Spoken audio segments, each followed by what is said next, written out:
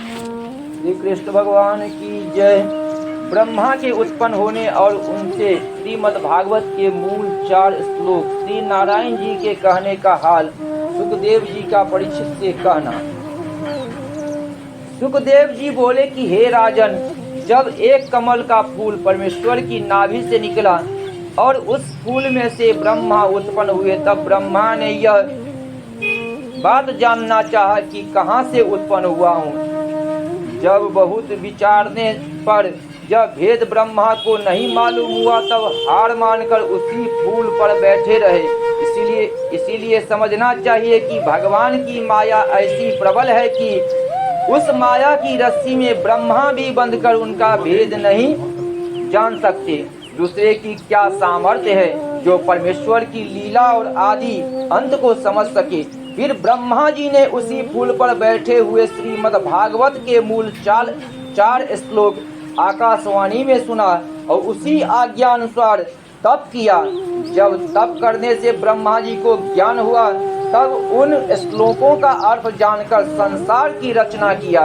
उन 4 श्लोकों का अर्थ यह है कि हे ब्रह्मा, जो सबके पहले था वह मैं हूँ, मेरे सिवा दूसरा कोई नहीं है। जो कुछ तुम देखते हो वह भी मुझे समझो।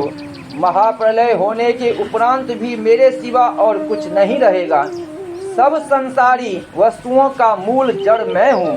जिस तरह सोने के गहने हाथ पैर नाक कान और सब अंगों में पहनने के वास्ते बिलग तैयार कराओ, तो सब भूषणों के नाम पृथक पृथक होते हैं, और जब वह सब गहना तोड़कर गला डालो, तब फिर केवल सोना रह जाता है। वही हाल मेरा समझना चाहिए। मैं अकेला हूँ, जब चाहता हूँ अपनी इच्छा से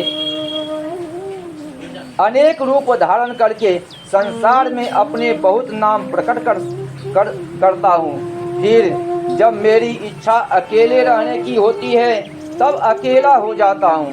देखने सुनने बोलने व भले बुरे के जानने की जो सामर्थ्य सब जीवों में है, वह सब मेरे प्रताप से समझना चाहिए। जिस तरह आकाश का घेरा सब जगह है, उसी तरह मैं सबसे बलवान होकर तीनों लोकों व 14 भुवन को अपने वश में रखता हूँ। मेरे सिवा सब संसारी वस्तुओं को झूठी समझना उचित है। 5 तत्व से सब संसारी जीव उत्पन्न होते हैं। जिस तरह संसार का संपूर्ण व्यवहार मेरे विराट रूप में है, उसी तरह सबके तनु में ज्योति का प्रकाश, जिसके प्राण कहते हैं, समझो जब तक वह चमत्कार शरीर में रहता है, तब तक चलने फिरने खाने पीने बोलने और इंद्रियों के सुख भोगने की सामर्थ्य उसे रहती है। जब वह प्रकाश शरीर से निकल गया, तब वही तनु मृतक होकर गल सड़ जाता है। फिर उस शरीर से कुछ नहीं हो सकता। ब्राह्मण क्षत्रिय वैश्य शूद्र 4 वर्णों में मेरा प्रकाश एक सा है। ज्ञान के दृष्टि से उनमें कुछ भेद न जानकर सब जीवों में नारायण जी का स्वरूप एक सा समझना चाहिए। जिस तरह सूर्य की छाया सोने चांदी मिट्टी व लोहे आदि के बर्तनों में बराबर पड़ती है, और जिस तरह सोना चांदी काठ पीतल अनेक रंग के दानों को एक तागे में पिरोने से माला हो जाती है, उसी तरह मेरा चमत्कार सब जीवों में तागा के समान समझो। जब वह माला का तागा टूट जाता है, तब वे सब दाने बिखर जाते हैं। तो हे ब्रह्मा, तुम इसी तरह सब जगह मुझको जानकर जगत की रचना करो। संसारी माया में फंसकर आनंद से नहीं रहोगे। तप करने से तुझको मेरा दर्शन होगा। तुम मन में दया रखकर सब जीवों की रचना करो। ऋषिवर व ज्ञानी लोग तुम्हारी स्तुति करेंगे। संसार रचने में तुम्हें कुछ परिश्रम व दुख नहीं होगा। तुम मेरे चतुर्भुजी छोटे स्वरूप का ध्यान करो, जो महात्मा ऋषिवर नंद व सुनंद आदि दासों में विराजमान है। यह आकाशवाणी सुनकर ब्रह्मा नारायण जी को मन ही मन प्रणाम करके हाथ जोड़कर बोले कि हे दीनानाथ, मुझे यह वरदान दीजिए कि मैं आपको अपना मालिक जानता हूँ। संसार से उत्पन्न करने में मुझे आसक्ति न होवे। ब्रह्मा का यह वचन सुनते ही परब्रह्मा परमेश्वर ने उन्हें इच्छा पूर्वक वरदान देकर कहा कि हे ब्रह्मा, तुम मेरी आज्ञा को याद रखकर संसारिक व्यवहार को पछतावा के समान झूठा समझते रहना, तो तुझको मेरी माया नहीं व्यापेगी। ऐसा कहकर नारायण जी ब्रह्मा के ध्यान से गुप्त हो गए। इतनी कथा सुनाकर सुखदेव जी बोले कि हे राजन, श्रीमद् भागवत के चारों मूल श्लोकों का यही अर्थ है जो मैंने तुमसे कहा। ब्रह्मा जी ने अपने दूसरे बेटों को यह हाल नहीं बतलाया, केवल नारद जी को ज्ञानी समझकर यह भागवत ज्ञान उनसे कहा। नारद जी ने व्यास जी को उपदेश किया और हमारे पिता वेद व्यास जी ने उसको विस्तार पूर्वक लिखा और उसका श्रीमद् भागवत नाम रखकर मुझे पढ़ाया। इसी ज्ञान को मैत्रेय ऋषिवर ने यमुना के किनारे विदुर जी से कहा था। अब वही कथा मैं तुमको सुनाता हूँ।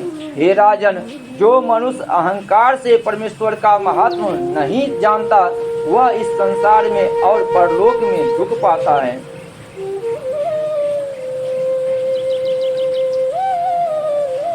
सुखदेव जी बोले कि हे राजन, इस भागवत में 10 प्रकार की कथा है, उसका पृथक पृथक हाल कहता हूँ, मन लगाकर सुनो। संसार की उत्पत्ति, जगत का नाश होना, संसार को स्थिर रखना, सब जीवों का पालन करना, परमेश्वर की लीला, मनवंतरों का हाल, ईश्वर की कथा, विरक्ति, भक्ति, नारायण जी सब जगत के मालिक हैं। हे राजन, इनमें 9 लक्षणों का हाल सुनना, केवल 10वें लक्षण के जानने के आदि हैं। सब आदि पुरुष परमेश्वर ने जो शेषनाग की छाती पर पैर शयन करते हैं, अपने को अकेले देखकर मन नहीं लगने से चाहते हैं अनेक तरह के रूप धारण करके देखें, तब उनके अपनी माया से आज्ञा दी कि संसार के विस्तार का उपाय करो। उसी समय माया ने स्वर्ग, पाताल, मर्त्यलोक बनाकर राजस, तामस, सात्विकी 3 गुण प्रकट किया। तामस से अहंकार, राजस से हाथ, पांव, वाक, लिंग, गुदा और 5 कर्म इंद्रियें, सात्विक से आंख, कान, जिह्वा, नाक, त्वचा और 5 ज्ञान इंद्रिय प्रकट हुई। इसके सिवा तमोगुण से पृथ्वी, आकाश, जल, अग्नि, हवा, 5 तत्व तथा सतोगुण से शब्द, मूर्ति, श्वास, सूंघने की शक्ति और बुद्धि सबके तन में प्रकट हुई। हृदय से इंद्रिया एक देवता को सौंपी गई। मुंह में अग्नि देवता, जिह्वा में वरुण, कान में दिशा, नाक में अश्विनी कुमार, हाथ में इंद्र, आँख सूर्य, लिंग में मित्रा वरुण, गुदा में यमराज, पाँव में विष्णु और बुद्धि में ब्रह्मा जी का वास रहता है। सब देवताओं ने चाहा कि अपने सामर्थ्य से हम लोग इस मूर्ति को जिलाकर बुलावे और हंसावे, इसलिए इन्होंने अपने पराक्रम से बहुत उपाय किए।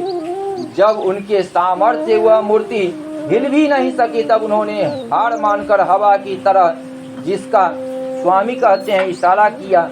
तब उस हवा से भी कुछ नहीं हो सका। तब सब देवताओं ने नारायण जी का ध्यान किया, जिनकी कृपा से वह मूर्ति तैयार हुई। देवताओं ने कहा कि हे जगतकर्ता, आपकी दया और कृपा के बिना हम लोगों से कुछ नहीं हो सकता। अब आदि ज्योति निरंकार ने थोड़ा सा अपना प्रकाश उस मूर्ति में प्रवेश करके कहा कि तुम उठो। तब उस तेज के बल से सब देवताओं ने अपने अपने स्थान पर उठने, बैठने, बोलने आदि की सामर्थ्य प्राप्त होकर वह मूर्ति चलने फिरने लगी। हे राजन, मनुष्य के हर एक अंग में देवता लोग वास करते हैं और यह इच्छा रखते हैं कि हाथ से दान दे, जिह्वा से परमेश्वर का भजन करें और स्मरण करें, कानों से उनकी कथा सुने, लीला सुने, पैरों से तीर्थ यात्रा करें, देवस्थानों पर जाकर आंखों से मूर्ति के दर्शन करें और ध्यान करें, पर आंखों से परमेश्वर का दर्शन करें, जिसमें हम लोगों का भी कुछ भला हो सके। मनुष्य के तन में रजोगुण या तमोगुण अथवा सतोगुण, एक गुण आठों पहर वर्तमान रहता है। एक गुण के समय दूसरा गुण नट के खेल के समान छिप जाता है। यह ब्रह्म कल्प